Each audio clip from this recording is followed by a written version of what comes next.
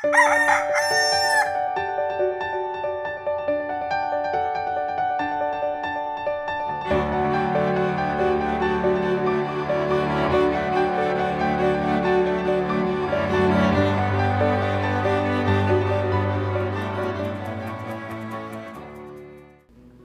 buntag mga kapamilya. Father Arnold po, saluhan niyo po muna ako tayo magkapit, pandasal.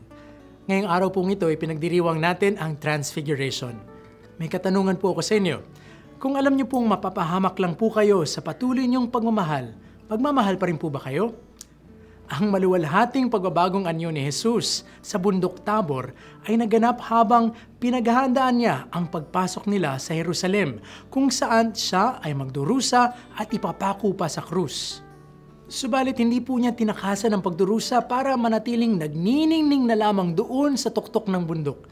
Tutungo siya sa Jerusalem, hindi bilang isang nagniningning na hari ng sanlibutan, kundi bilang isang mapagkumbabat, masunuring anak ng Diyos Ama na handang harapin, suungin at yakapin ang kanyang krus upang sa gayon maligtas tayong lahat.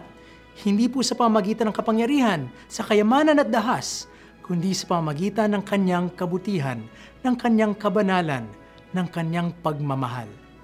O mga kapamilya, kung alam ninyong dahil sa pag-ibig kayo ay mapapahamak at magdurusa, magmamahal pa rin po ba kayo? Pakiwari ko, ang sagot po ninyo ay, siyempre, oo.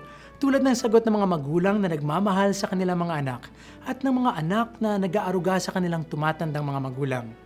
At sana nga po, maging kaisa ang ating sakripisyo sa pagmamahal ni Kristo.